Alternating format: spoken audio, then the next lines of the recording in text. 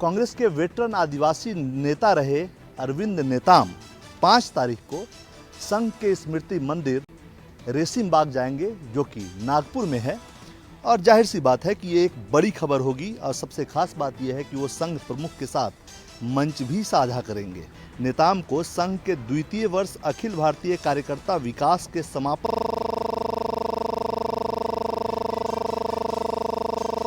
गांधी और नरसिम्हा राव सरकार में मंत्री रह चुके हैं, केंद्र स्तर के मंत्री रह चुके हैं। इससे पहले भी जून 2018 में कांग्रेस के दिग्गज नेता रहे पूर्व राष्ट्रपति प्रणब मुखर्जी को आरएसएस के तृतीय वर्ष संघ शिक्षा वर्ग में मुख्य अतिथि बनाया गया था। ये कार्यक्रम भी इसी जगह पे हुआ था।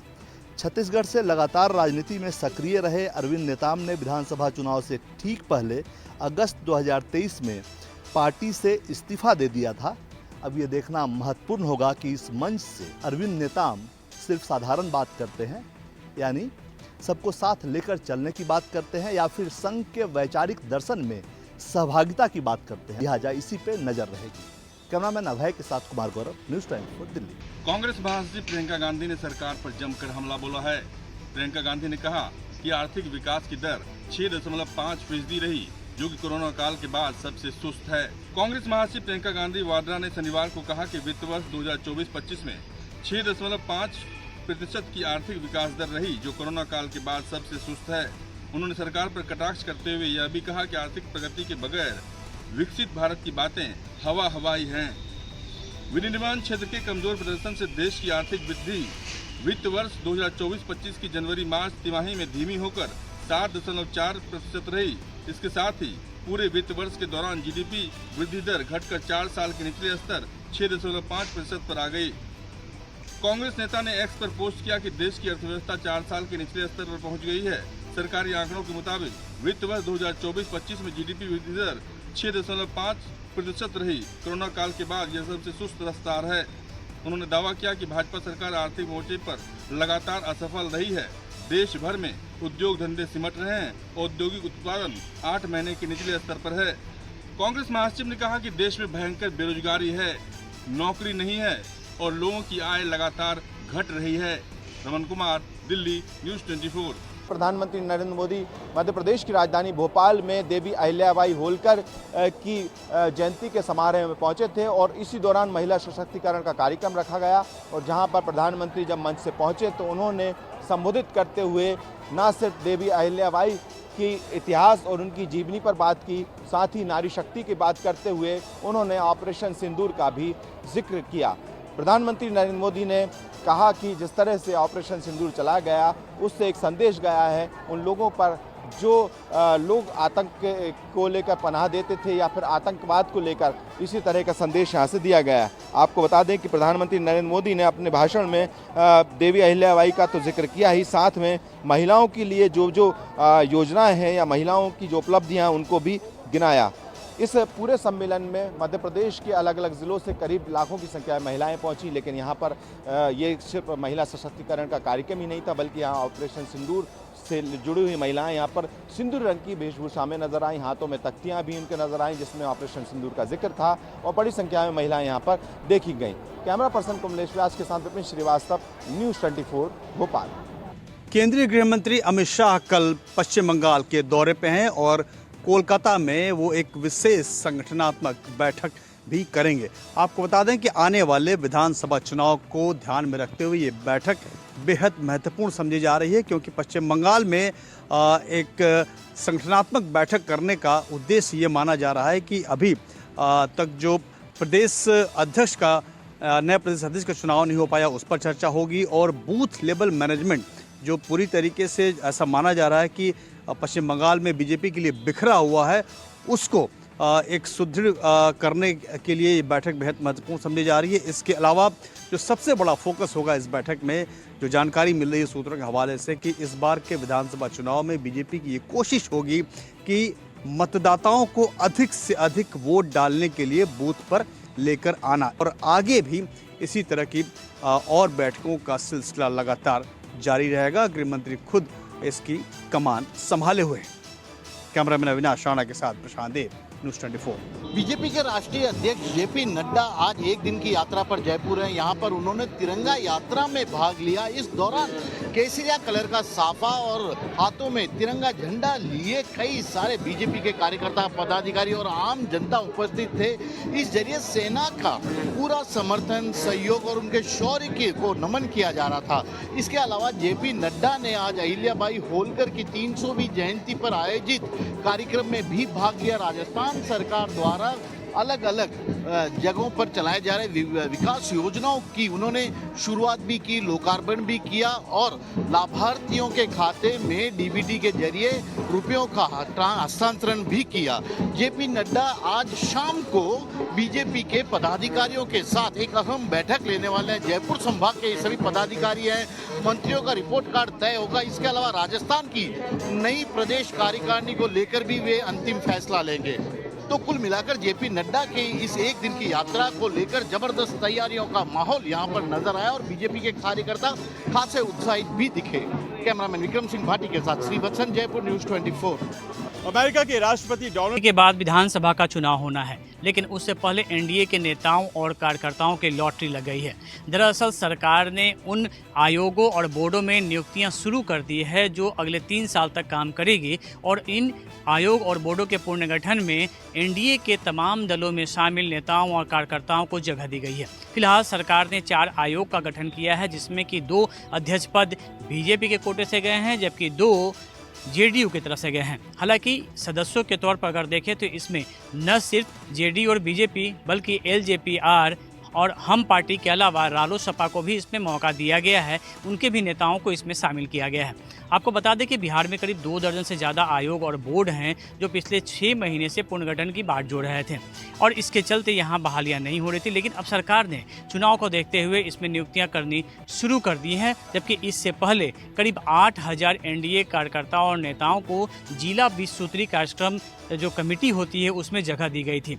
इससे साफ है कि एक बार फिर चुनाव के पहले एनडीए अपने नेताओं को कोऑर्डिनेशन के तहत उनका मनोबल बनाए रखना चाहती है ताकि चुनाव में इसका सीधा फायदा हो सके। कैमरामैन श्रीनाथ के साथ अमिताभ ओझा, पटना, न्यूज़ 24। गुजरात के जूनागढ़ में विधानसभा उपचुनाव के लिए आम आदमी पार्टी के गोपाल इटालिया ने भरा पर्चा। अरविंद केजरीवाल, आतिशी और भगवत मान रहे मौजूद।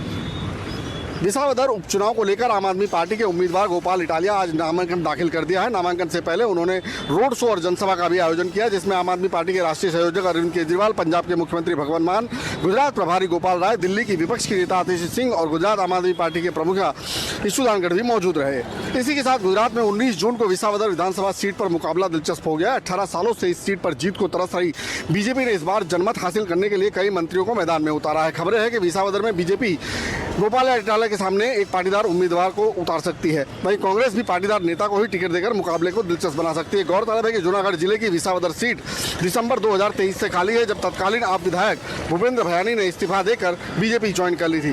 प्रदेश की विसावदर और कड़ी विधानसभा सीट पर उपचुनाव होना है 19 तारीख को और जिसके वोटों की गिनती 23 जून को की जाएगी। अमरावती प्रभात साथ Bhupendra Singh, Ahmedabad, news 24। UP police का मुखिया कौन? डीजीपी प्रशांत कुमार के सेवा विस्तार पर संशय बरकरार, सबसे प्रबल दावेदार दलजीत चौधरी। यूपी डीजीपी प्रशांत कुमार आज रिटायर हो रहे हैं। इससे पहले नए डीजीपी को लेकर शासन स्तर पर मंथन शुरू हो गया है। सीएम योगी अफसरों के साथ मीटिंग हुई। नए डीजीपी, डीजी टेलीकॉम और डीजी जेल की पोस्टिंग को लेकर मंथन हुआ। इस बीच 1990 बैच के आईपीएस दलजीत चौधरी ने दिल्ली में गृह मंत्री अमित शाह से मुलाकात की। इस मुलाकात के कई मायने निकाले जा रहे हैं। दलजीत चौधरी मौजूदा समय में डीजी बीएसएफ हैं और यूपी कैडर के आईपीएस हैं और यूपी में लंबे समय तक के बतौर एडीजी कानून व्यवस्था के पद पर काम कर चुके हैं। हालांकि प्रशांत कुमार के सेवा विस्तार मिलने की भी चर्चा तेज है। अभी आधिकारिक तौर पर ऐलान नहीं किया गया है। सभी की निगाहें दिल्ली की ओर हैं। वहीं से मंजूरी मिलने के बाद सेवा विस्तार पर मुहर लगेगी। यहाँ आपको ये भी बता दें, मौजूदा डीजीपी प्रशांत कुमार को अगर सेवा विस्तार मिलता है तो यूपी के इतिहास में ऐसा पहली बार होगा कि किसी कार्यवाहक डीजीपी का सेवा विस्तार किया गया। मनोज पांडे, लखनऊ, न्यूज़ 24। उत्तर प्रदेश के जनपद मऊ में सुभाषपा विधायक अब्बास अंसारी के खिलाफ हेट स्पीच के मामले में एमपी एमएलए कोर्ट ने 2 साल की सजा सुनाई है। साथ ही साथ 2000 रुपए का जुर्माना भी लगाया गया है। दरअसल 2022 के विधानसभा चुनाव के दौरान मऊ में चुनावी जनसभा में ये आरोप लगा कि सुभाषपा उम्मीदवार अब्बास अंसारी ने अधिकारियों को सत्ता में आने के बाद हिसाब किताब करने की धमकी दी, जिसे हेट स्पीच माना गया। शहर कोतवाली में सब इंस्पेक्टर गंगाराम बिंद की तहरीर पर अब्बास, उमर और अन्य के खिलाफ मुकदमा दर्ज किया गया था। इसके अलावा दक्षिण टोला थाने में भी आचार संहिता उल्लंघन का एक अलग मामला दर्ज हुआ था, जिसकी सुनवाई MP MLA कोर्ट में चल रही थी। यहाँ आपको ये भी बता दें कि पिछली सुनवाई के दौरान दोनों पक्षों की बहस सुनने के बाद कोर्ट ने 31 मई की तिथि फैसला सुनाने के लिए मुकर्रर की थी। कैमरा पर्सन मिंटू सिंह के साथ अशोक तिवारी, लखनऊ, न्यूज़ 24। महाराष्ट्र ATS की गिरफ्त में आए जासूस रविंद्र वर्मा को लेकर कई बड़े और अहम खुलासे हो रहे हैं। बताया जा रहा है कि रविंद्र वर्मा की कुछ ही महीने बाद जो है शादी होनी थी, लेकिन उसके पहले जासूसी के आरोप में रविंद्र जो है जांच एजेंसियों के हत्थे चढ़ गया।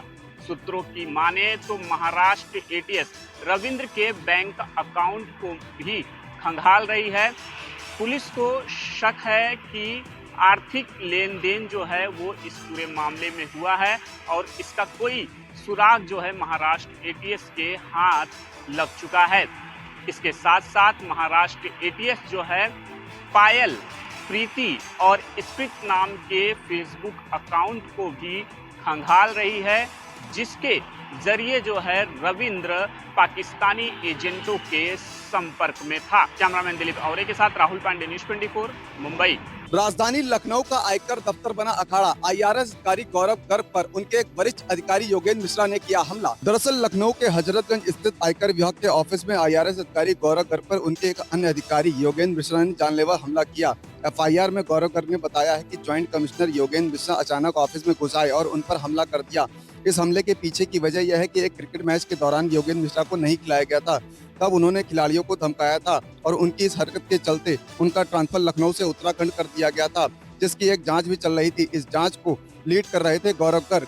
हमले के बाद डिप्टी कमिश्नर गौरव गर्ग ने पुलिस को सूचना दी और पुलिस ने सिविल अस्पताल में गौरव गर्ग को भर्ती कराया, जहां गौरव गर्ग की हालत स्थिर बताई जा रही है। वहीं पुलिस का कहना है कि इस पूरे मामले में मुकदमा पंजीकृत कर लिया गया है। सरकारी काम में बाधा डालना, हत्या का प्रयास जैसी धाराओं में मुकदमा पंजीकृत किया गया है। आगे की जांच की जा रही है। मनोज पांडे, लखनऊ, न्यूज़ 24। देश में कोरोना के मामलों में काफी तेजी से बढ़ोतरी हो रही है। महाराष्ट्र में भी शुक्रवार के दिन संक्रमण के 84 नए मामले सामने आए। इसके साथ ही जनवरी से लेकर अब तक महाराष्ट्र में कोरोना की कुल संख्या बढ़कर 681 हो चुकी है।